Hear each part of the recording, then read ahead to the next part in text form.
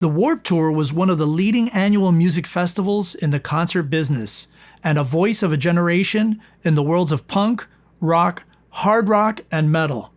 In our continuing series examining the hard rock and metal landscape today, we welcome legendary concert promoter and founder of the Vans Warped Tour, Kevin Lyman. We discuss the most important elements that a band needs to be aware of to break today and the most important factors that promoters look for in new bands that they're going to book for their festivals. This is one episode you can't afford to miss. Coming up.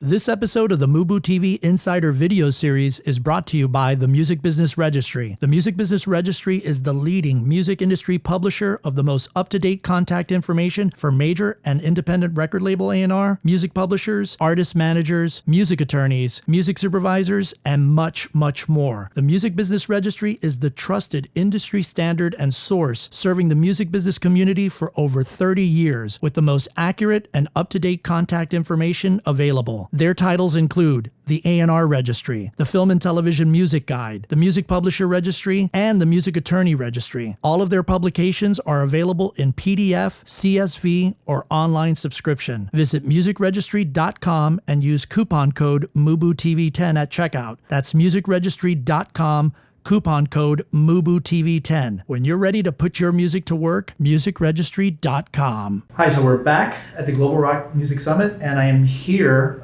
with none other than Kevin Lyman, the founder and creator of the Vans Warped Tour. Kevin, thank you so much. Thanks for having me. It's a cool setup you guys have. Yeah, it's awesome. We love it. Kevin, let me ask you, next year is the 20th anniversary, which I can't believe. I actually went to the first year in 95, I believe. Oh, God, I should recognize you. There was like 8 people there. I thought I knew everyone by name. Yeah. Now I know where I saw. It's the 20th anniversary of when you started the Warped Tour. What inspired you to create it? I mean, Warped Tour was kind of a lifestyle thing. We'd been in Southern California, and I was working with Golden Voice. We were doing a lot of shows, and also the skate culture that I grew up with Vans, and it was kind of combining. And I'd done some events like the Swatch Impact Tour, the Vision Skate Escape, Holiday Havoc. I got the Red Hot Chili Peppers to play on top of the end of a skate contest. And I was kind of getting ready to get out of the business, and I was sitting in the snow at a board aid event, one of those things where we have a board across and a skateboard ramp. Right.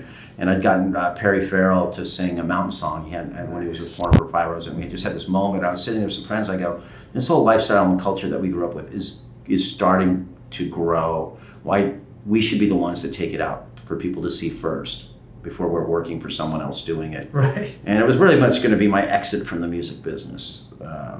I was kind of I'd already worked, I was working 300 nights a year in clubs. I'd been the first stage manager of Lollapalooza.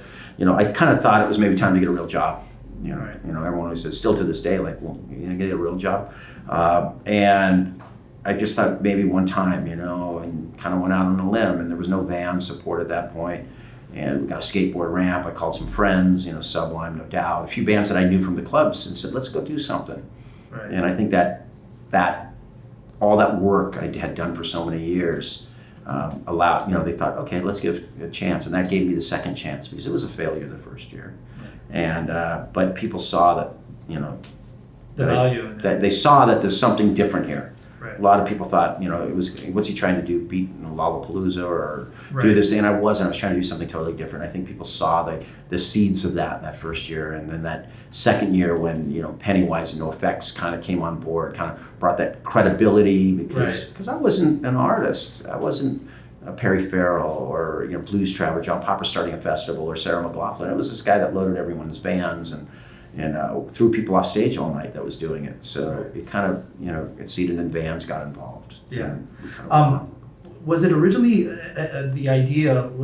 conceived with the idea of being a platform for indie and unsigned bands? Because I know you do a lot of work with that. Yeah, absolutely. I think, I was working in the clubs and the whole scene changed. When we were starting out, it was like punk bands. The Addicts would come over from the UK and sleep on the floors of our houses, and the Circle Jerks would be, it was a community, and we worked within a community. And then I saw this world where people were getting signed at a very young age.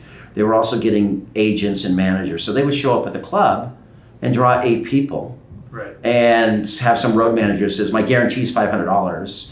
And you said, there's 8 people here. He said, give me my $500. And the agent, and so you'd sit there and say, wow, if Seaweed wasn't here yesterday, you would have done better to Quicksand or No Use for a Name. And I was like, we need to bring all these bands together. Right. And I still, that's still the ultimate thing. What I want to do is keep a community strong. Yeah. And I'm pretty proud of it now, especially right now when you look at this year's incarnation of Warped or even Mayhem Festival or that. A lot of indie artists out there. Right. There's a lot of people working on indie labels, and those indie labels developed on Warped Tour. The only label I really do business with that was around before Warped Tour is Epitaph. Right. And so these guys started with a table at Warped Tour. So it's a community, and if I don't take advantage of that community, I'm allowed to exist in it. Yeah, I agree. Today it takes a lot more effort to break a rock band in the marketplace than before. You've got these, the radio stations are changing format and whatnot, and rock is like at the other end of the pendulum right now. It's out of favor, I guess, if you want to call it. What are some of the most important elements that you feel an act should be doing right now to build a following? Well, and it's that I think rock aged out. Right. Okay, no offense, I've aged out. Of most things. Like I always say, like I'm not demographically desirable to be hanging out at clubs at 2 a.m. If you want me to see a band before 9, I'm cool. Right. But it's that way with rock. And I know I get some flat, but 2 years ago I got the photos and the rocks. It was bald gray, maybe some bellies on stage. No offense, it actually happens. You look at me. But you can't fight it. But rock was dangerous. Right. Rock was about edgy, dangerous. It had girls wanting to go to rock shows. Right. Girls don't want to go out to shows and watch their dad on stage. Right. Especially, they may go to the older show, like Motley Crue as a memory with the girlfriends and that. Right. But, you want to get, so that's why I think rock, there's a new emergence in rock. These bands like Bring Me the Horizon and Pierce the Veil and Of Mice and Men. There's a connection, and you want to connect at a young age with someone. There's a nostalgia factor that a kid learned how to play guitar on Guitar Hero or one of these things, and learn how to play Ozzy, and they want to go see him once. Right. But they don't quite relate, I don't think, for long term. Right. But we're building it, and I think we went on a limb a little bit. I don't think it's a limb, but I think it was the right move with our Mayhem Festival that we announced this year. We went on sale yesterday very strongly, but we took a lot of heat on Wednesday when we announced it. And I know exactly it's the same fan that loved metal as much as loved punk rock when I started going with this different movement. Right. But to exist, and for myself, it is about existing because I haven't made enough money to retire, so I still have to get kids through school. I have to evolve, and I think you evolve or die. Right. And I think there was such a resistance in rock to evolving. Mm-hmm. Really was. Right. And I don't think some of the managers wanted more headliners because their bands were making all the money. Right. I don't think the system but it's evolving. And I think it's evolving more. I'm sure I'll be accused. I was accused of ruining punk rock, I think, at one point. But, I'll be accused of ruining metal. And I read that, the Gayhem Festival, Kevin Lyman's trying to turn it into a Warped Tour. But you know what? It's a good place. And I know the kids that, I think we have to evolve or die. And I think rock is just at that point that they held on to old things way too long. You have to evolve within a system or recreate that system. Exactly. And with that, what are some of the new initiatives that are available to, new and unsigned artists that you guys are doing now in the Warped Tour? I know you guys have the Battle of the Bands. You guys have been doing that for years. Is there anything else? The TV show. Right. We had our Fuse TV show. I don't know if we'll have it again because they just sold yesterday. We'll see how it was. It Jennifer Lopez? Yeah, I better go hang out with J-Lo. And I thought it was P. Diddy or J-Lo. Right. I was going to have this really cool meeting. I don't know. But, we were able to evolve that and in embracing this whole culture of the internet. People keep just saying, "Oh, you're streaming, you're doing this," but there's so many great things going on now. Streaming the Warped Tour show this year, signing the bands in September, October, and working with those labels year round through this culture that we've gotten a little credibility. You don't ever have all credibility, but you have some where these kids kind of trust. So when we can tell a band like, I find a band like, Echo Smith and bring them on a little bit of a tour and start putting them into TV shows and putting them in. And now we just signed this deal, a 3-year deal with Journeys that is going to hopefully evolve to give access to 1,100 retail stores again. That maybe there was not that many record stores left. But if Journey starts to support these developing artists, it's a win for everyone. So Kevin, over the years, what have been some of the new artist success stories that you've had on the Warped Tour that the Warped Tour has been responsible in breaking? Well, I think it's too responsible in breaking, and you have to have your team behind you and stuff. But you can go back to the beginning. The No Doubts and the Sublimes of the world weren't well known before, and then you can kind of move into the Black Eyed Peas. Black Eyed Peas' real first tour was on Warped, and actually there's this story that they met Fergie in the parking lot of a Warped tour one time.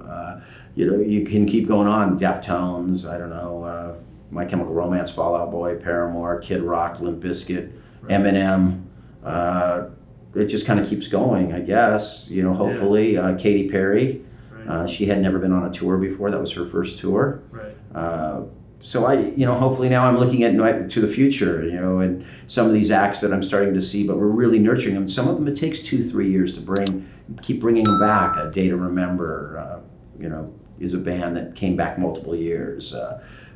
Bring Me the Horizon, multiple years. Pierce the Veil was a band recently that, was, I wasn't sure if they're good, but I knew they have it. Right. But if we stuck with them and they wrote it and they connected, and they've connected in a huge way, and I'm really proud of that. I don't know, there's quite a few. I missed a lot. Amazing. It's amazing.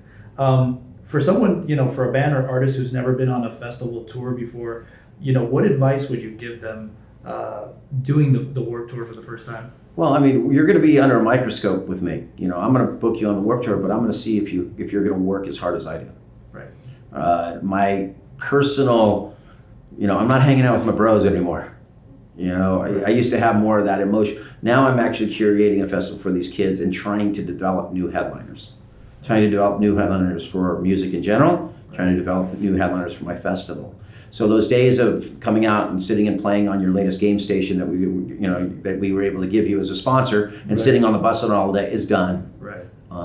You're going to work. We're going to work. We work really hard.